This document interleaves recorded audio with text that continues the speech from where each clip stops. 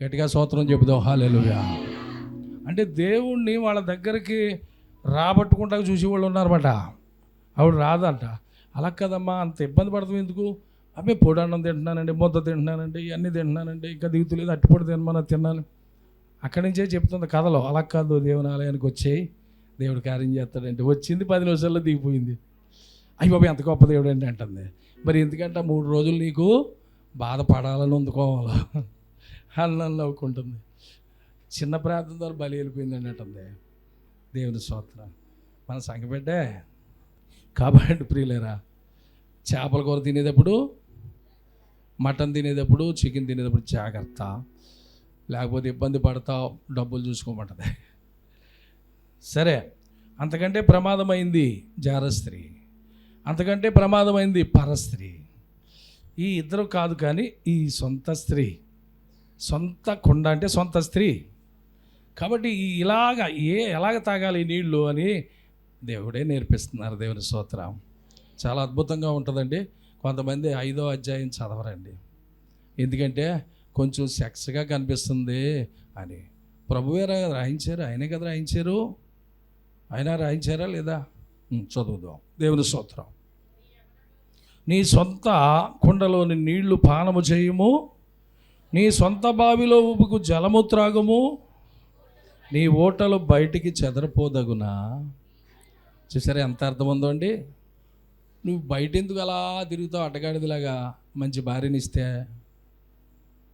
అటు ఇటు చూస్తున్నాడు, తిరిగిపోతున్నాడు, వీడు తిరిగిపోతాడు, ఆవిడ తిరిగిపోతాడు, ఆవిడ ఇద్దరు తిరిగిపోతాడు, ఈవిడేమో తెగ నడిచేద్ది, కాలు అలాగ వెళ్ళిపోద్ది, ఇలాగ వెళ్ళిపోద్ది, ఈడేమో వెనకాల పడిపోతాడు.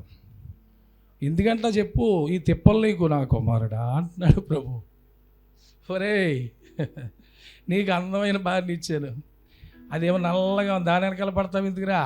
నీకు తెల్లగా దొరలాంటి పెట్టిన ఇచ్చాను, ఎందుకంట నీ తిప్పలు నీకు? ఏంటో ఆ స్త్రీలో ఏముందంట? తేనె కారుతుందంట. ఏం కారుతుందండి?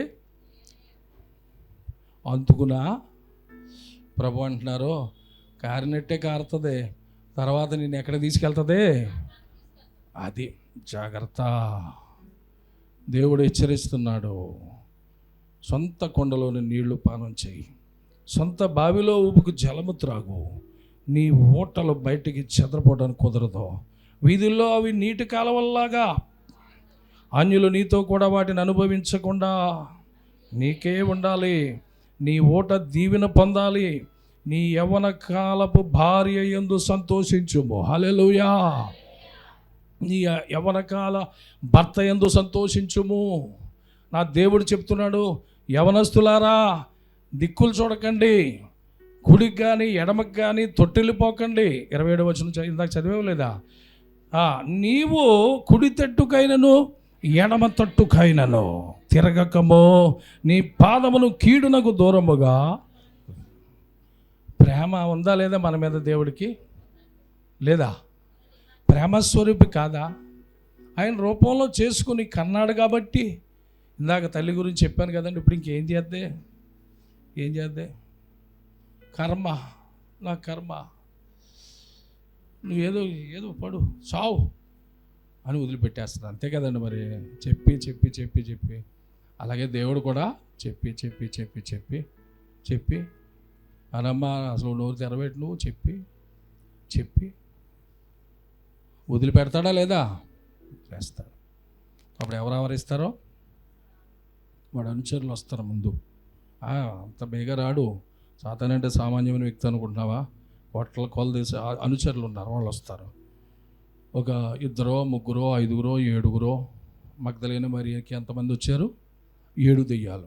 మగ్దలేన మరియకి ఎన్ని దెయ్యాలు ఉన్నాయి? 7 దెయ్యాలు. ఆ గెరాసేన దేశంలో వాళ్ళు ఎన్ని దెయ్యాలు ఉన్నాయి? సుమారు 2000. అలాగ అన్ని దెయ్యాలు ఉంటాయంటే ఒక మనుషుల్లో. నువ్వు చేసిన పాపానికి ప్రతిగా ఒక్కొక్కసారి అటాక్ ఇస్తాయి, లోపల ఉండిపోతాయి. కాబట్టి దానికి చోటు ఇవ్వకు నా కుమారుడా, నా కుమార్తె, దానికి చోటు ఇవ్వకు. నీ మీద ఎంతో ఆశ పెట్టుకున్నాను, నీ మీద ఎంతో నాకు ప్రణాళిక ఉంది, ఎన్నో అద్భుతాలను అనుభవించావు, నేను చేశాను. ఎందుకురా మళ్ళీ ఇప్పుడు తప్పడడుగులు వేస్తావు? 31వ అధ్యాయం సామెతలు చూడు ఒకసారి. ఫస్ట్ వాక్యం చూడు. 31 సామెతలు 31లో ఒక తల్లి తన రాజకుమారుడితోటి చెప్తున్న మాటలు. హల్లెలూయా. బాగా చదివాము. రాజైన లెమూయేలు మాటలు ఇవి. రాజైన లెమూయేలు మాటలు కాదు కానీ కామా వచ్చింది అక్కడ. రాజైన లెమూయేలు మాటలు అతని తల్లి అతనికి ఉపదేశించిన దేవోక్తి. ఇప్పుడు ఎవరి మాటలు ఇవి? రాజైన లెమూయేలుకు తల్లి చెబుతున్న బోధ, ఉపదేశము, దేవోక్తి. దేవుని మాటలే, చెడు మాటలు కాదు. దేవోక్తి ఏం చెప్తుందా? నా కుమారుడా. ఉందా లేదండి ఇక్కడ? తల్లి ఇందాక నేను మామూలుగా చెప్పాను, ఏదో స్టోరీలాగా ఏదో విన్నాయి చూసినాయి. ఇక్కడ పరిశుద్ధ గ్రంథంలో సామెతలు 31వ అధ్యాయంలో ఆ తల్లి అంటుంది, రాజకుమారుడు ఇంకా పెళ్ళి అవ్వలేదండి, ఆ కుమారుడితో అంటుంది, నా కుమారుడా నేనేమందును, నేను కనిన కుమారుడా, నా కన్న బిడ్డ నేనేమందును, నీ బలము స్త్రీలకి ఇయ్యకుము. ఎవరికి ఇవ్వద్దు? నీ బలము స్త్రీలకి ఇయ్యకుము. రాజులను నశింపజేయు స్త్రీలతో సహవాసము చేయకుము. తల్లి ఆజ్ఞ అది. దేవుని స్తోత్రం. రెండు తప్పులు నేను చెప్తున్నా నీకు. ఒకటి స్త్రీ వ్యామోహం, 2 తాగుడు. నేను ఇంకో మాట చెప్తున్నాను, స్త్రీ వ్యామోహం, తాగుడు, ధనమోహం, ఈ మూడింటిని జయించు, నీ లైఫ్ అంతా ప్రత్యేకంగా ఉంటుంది. అలాంటి వారు ఒకవేళ మీకు భర్తగా ఉంటే బాధపడకండి, నా దేవుడు పాదాల మీద పడండి. దేవుడు అంత తాగుబోతులు కూడా మార్చేస్తాడు. అతను భయంకరమైన వ్యభిచారం వచ్చి మార్చేస్తాడు. కానీ నువ్వు ఆయనలో నిలిచి అడగాలి. నీలో ఉన్న పాపాన్ని విడిచిపెట్టి అడగాలి. దేవుని స్తోత్రం. నా దేవుడు నీతిమంతుడు, పరిశుద్ధుడు, ఆయన సత్య స్వరూపం అని చెప్పానే, అలాగా ఆయనలోకి మారిపోవాలి. దేవుని స్తోత్రం. ఆయనలో ఎక్కడా కూడా లోపం లేదు. ఆమేన్ చెప్పండి. ఇక్కడే ఉన్నారా? పాటలో లీనమైపోయానండి. ఓకే, మంచిది. లీనమవుతూ ఉంటే మళ్ళీ బయటకు వచ్చేస్తాం. బయటకు రావడం మళ్ళీ వాక్యం వినటానికి. దేవుని స్తోత్రం. నీ రూపము నీ పోలిక నాకు దయచేయము. తండ్రి, ఇంత నన్ను ప్రేమిస్తున్నావు కదా, ఇలా చెయ్యి, ఇలా చెయ్యొద్దు, ఇది నా ఆజ్ఞ, ఇది నీ సొంత జ్ఞానం, ఏది చేస్తావు? ఇది పాతాళం, అది పరలోకం. ఇది పాతాళం కింద, అది పరలోకం. అది జీవం, ఇది మరణం, పాతాళం. ఏం కావాలి? నీ వశంలో పెట్టేశాను, నీ ఇష్టం. అంతే కదా? నీ వశంలో నీ ఇష్టం. బలవంతంగా మార్చుకునే దేవుడు కాదైన. దేవుని స్తోత్రం. బలవంతం చేసిందండి పాపం తన కొడుకుని. ఒరే వద్దురా చెప్తున్నాను, ఆత్మాని చెప్తుంటే ఏదో అనుకుంటున్నావు, అసలు నీకు తెలీదు. ఇగో ఇలా ఈ దారిని వెళ్ళు. ఎందుకు ఇలా వెళ్తావు? ఈ దారిని వెళ్ళు, ఇలాగెళ్ళు. నేను వద్దంటానా? ఏంటమ్మా ఆత్మాలను సతాయించేస్తావు? తేనె కారుతుంటే ఏం చేస్తాం మనం? పట్టు తేనె కారుతుందండి, ఏం చేస్తాం? చెట్టు మీద నుంచి పెద్ద పట్టు తేనె ఎందుకో అదో కారుతుంది. రోజు కొంతమంది తేనె సీసా ఓపెన్ చేసి ఏం చేస్తారు? ఎందుకని? అంత బాగుంటుందని. దేవుని స్తోత్రం. సంటి బిడ్డలకు ఆ ఉగ్గు గిన్నె కదా, అందులో వేసి ఏం చేస్తారు? ఇదేంటండి తేనెతో పోల్చారు, ఆ పనికిరాని దాన్ని. ఏమో నాకేం తెలుసు, నా ప్రభు వాక్యం ఇది. ఇదేంటండి ఏం మాటలో, పనికిరాని మాటలు నేను అంటున్నానా? ఇందులో ఉన్నదే నేను చదువుతున్నాను, మనందరం చదువుతున్నాం. అందుకని అందరినీ చదవమన్నాను, చదువు వచ్చిన వాళ్ళు. దేవుని స్తోత్రం. ఇప్పుడు పరస్త్రీ గురించి, జారస్త్రీ గురించి అలా పెట్టాం. సొంత స్త్రీ అంటే సొంత భార్య గురించి కొన్ని మాటలు చదువుకున్నాం. ఇంకా ఉన్నాయండి మంచి మాటలు. ఆమె అతి ప్రియమైన లేడీ, నీ భార్య, అందమైన దుప్పి. ఎవరన్నారు? యేసుప్రభు వారు కాదా? ఎందుకు చెప్తున్నాడో ఇందాక తల్లి చెప్పినట్టు, ఆమె అతి ప్రియమైన లేడీగా చూడు, అందమైన దుప్పి చూడు, ఎంత అందంగా ఎగురుతా పరిగెడతా ఉంటుందో. అలాంటి ఆమె రొమ్ముల వలన నీవు ఎల్లప్పుడూ తృప్తి నొందుచుండుము. హల్లెలూయా. కాబట్టి అలాగ చేయి తప్ప ఇంకొకరి విధంగా అలా చెయ్యొద్దు. ముందు చెప్పిన రకంగా అలా వద్దు. ఆమె రొమ్ముల వల్ల నువ్వు ఎల్లప్పుడూ తృప్తి పొందుచుండుము, నీకు భార్య నీ సొంత భార్య. ఆమె ప్రేమ చేత నిత్యము బద్ధుడువై ఉండుము. ఎప్పుడు కూడా ఆమె ప్రేమ చేతే నువ్వు బద్ధుడువై ఉండు. ఎవరికి ఇక స్థానము లేదు. మీరిద్దరే పరిశుద్ధ వివాహం చేయబడ్డ మీరిద్దరే. పరిశుద్ధ వివాహము ప్రమాణకాలతో దైవజనుల సమక్షములో, దేవాది దేవుడు నా సమక్షములో, అలాగే సంఘము మధ్య ప్రమాణకాలు చూసావా? నా దైవజనుడు చెప్తున్నప్పుడు ఇంకంతే. ఆమె అందే నువ్వేం చేయాలి? ఆమె ప్రేమ చేత నిత్యము బద్ధుడవై ఉండుము, అంతే. ఇంకొక స్త్రీ కనబడుతుంది దాని వెనకాల, చూడండి. ఆమె వెనకాల నా కుమారుడా అంటున్నాడు. మళ్ళీ మనం ఏమనాలి? అయ్యా. మనం ఏమనాలండి? అయ్యా, ప్రభువా అనాలి. ఆయన అంటున్నాడు 20 వచనంలో, 5:20 సామెతల్లో, నా కుమారుడా జార స్త్రీ యందు నీ వేళ బద్ధుడవై ఉందువు. ఈ మాట మళ్ళీ చదవాలి. జార స్త్రీ యందు, ఇదిగో మళ్ళా పరస్త్రీ, జారస్త్రీ కనిపిస్తుంది, మళ్ళీ పరస్త్రీ కనబడుతుంది. పరస్త్రీ ఎవరండి? జారస్త్రీ ఎవరండి? సొంత స్త్రీ ఎవరండి? నేను అన్నాను 3 స్త్రీలు ఉన్నారని. సొంత స్త్రీ భార్య. ఆమె ప్రేమ చేత మాత్రమే నువ్వు నిత్యము బద్ధుడవై ఉండుము. ఇంకెవరి వైపు దిక్కులు చూడొద్దు. కుదిరితే చూసినా సరే పాపమే.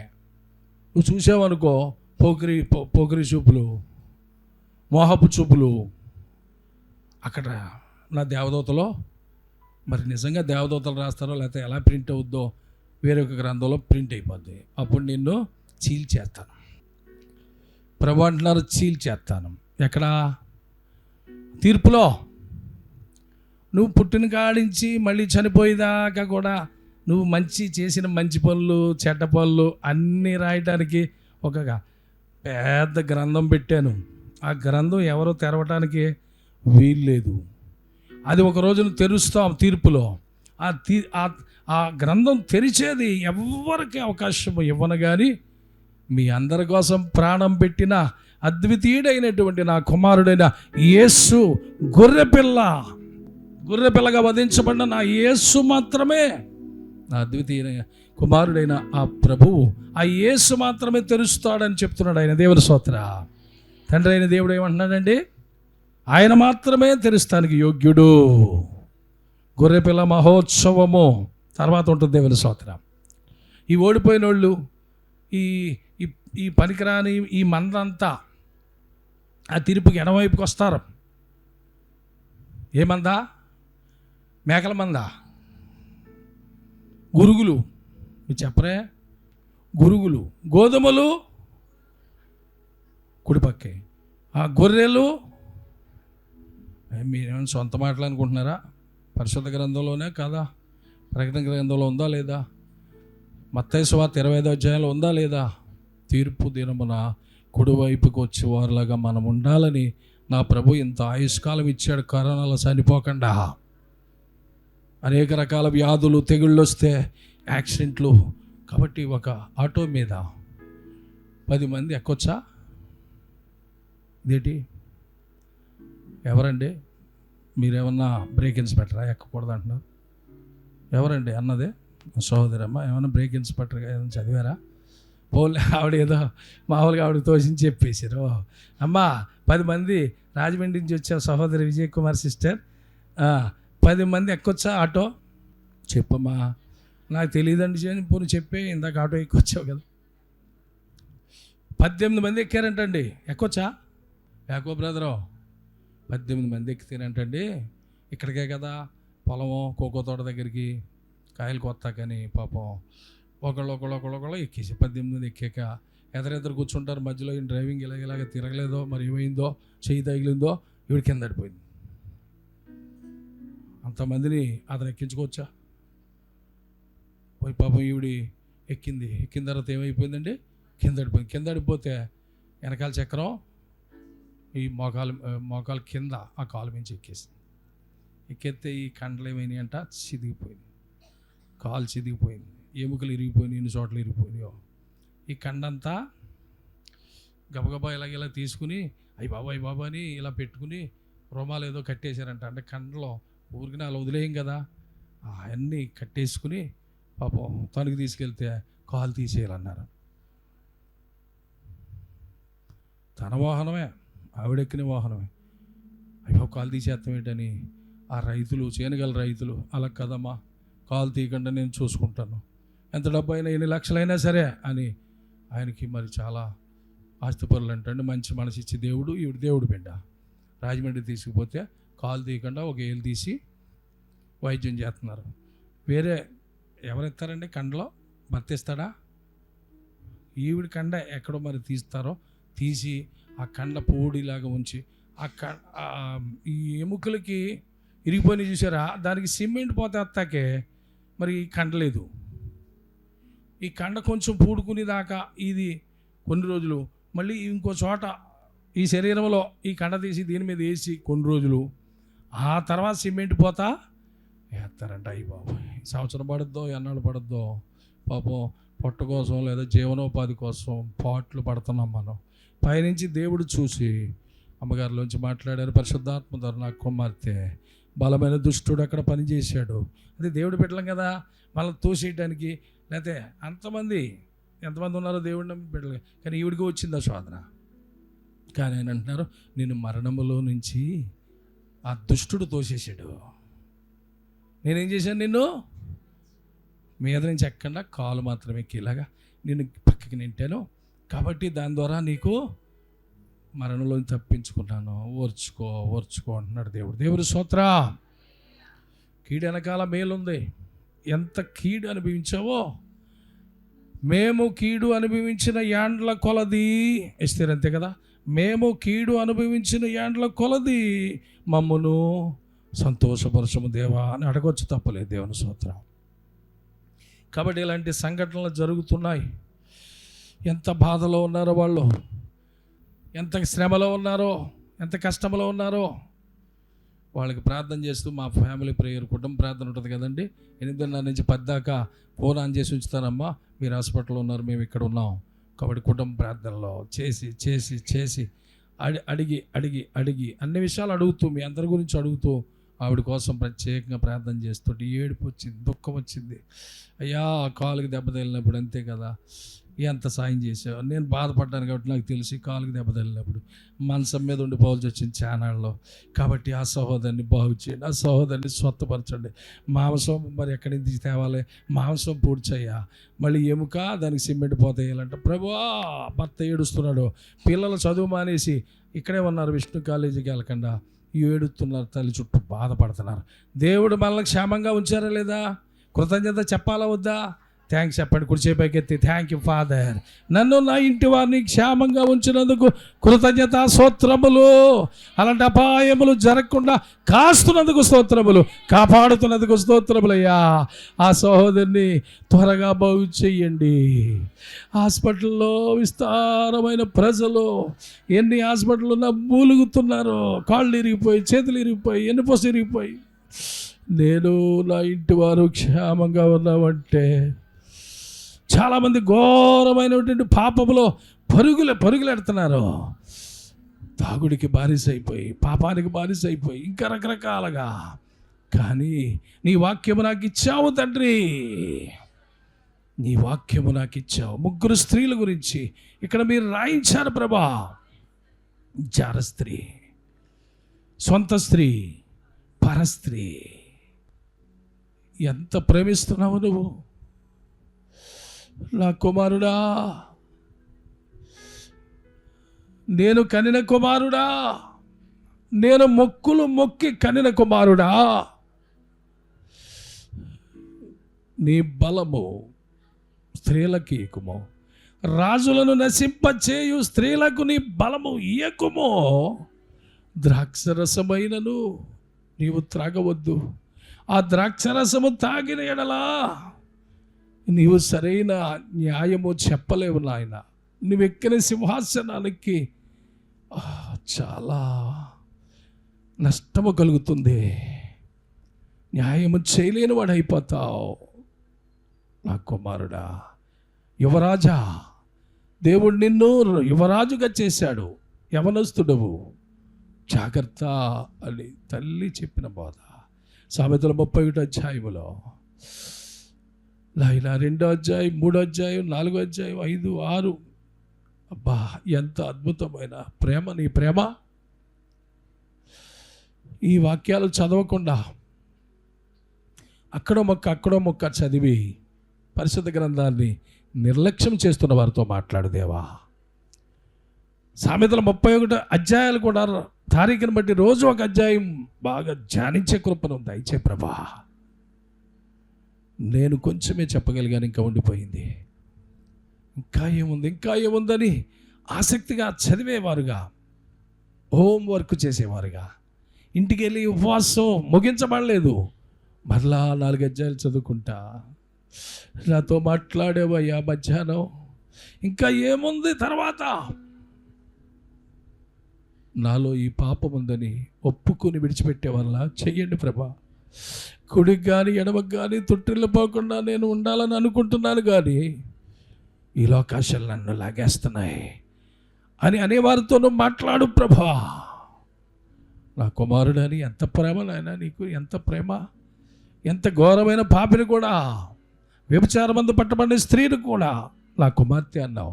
పాపాత్మురాలైన స్త్రీ వచ్చి తన కన్నీళ్లతో నీ పాదాలు కడిగి కురులతో తుడిచి ముద్దు పెట్టుకుంది పాదాలు. ఆమెను కూడా అమ్మా అన్నావు. సమరయ స్త్రీ, 5 భర్తలున్నారు నీకు, భర్త లేడంటున్నావే.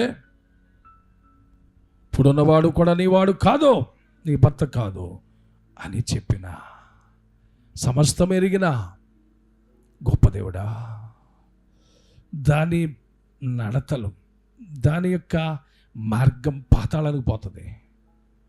జాగ్రత్త అని హెచ్చరిస్తున్న నా ప్రభువా, పశ్చాత్తాప హృదయంతో, కన్నీళ్లతో నీ పదాల మీద పడి ఇంతవరకు చేసిన ఈ పాపం చాలు, ఈ వేశ్య జీవితం చాలు అని ఎంతసేపు ఏడిచిందో, ఎక్కడ ఎలాగా తన జీవితం అంతా అనేక మంది అనేక రకాలుగా అనుకున్నా కానీ ఇతను ప్రవక్త కాడా, ఎందుకు ఎంతసేపు? ఆ ప్రవక్త, ఆ ప్రభు ఆమె వల్ల మరి ఆయనకి ఎంతో ప్రాబ్లం, సమస్య కదా, ఎందుకు అలా చేస్తున్నాడని అనుకున్నారు, కానీ గుసగుసలాడారు, కానీ ఏమనలేక. కానీ అంతర్యం ఎరిగిన వాడు నువ్వు. లోపల ఏడుస్తున్నా కానీ లోపల ఏమంటుందో నీకు తెలుసు. ఊహ రాకముందే, తలంపు పుట్టకముందే ఎరిగినవాడు నాయన. అవన్నీ విని నీ విస్తారమైన పాపములు క్షమించబడి ఉన్నవి నా కుమార్తె, ఇక పాపము చేయకు సుమే అన్నావు. మరొక చోట సమాధానం గలదానివై పొమ్ము అన్నావు. దేవ, ఎంత మంచి దేవుడు! స్త్రీలను ప్రేమించి క్షమించిన దేవుడు.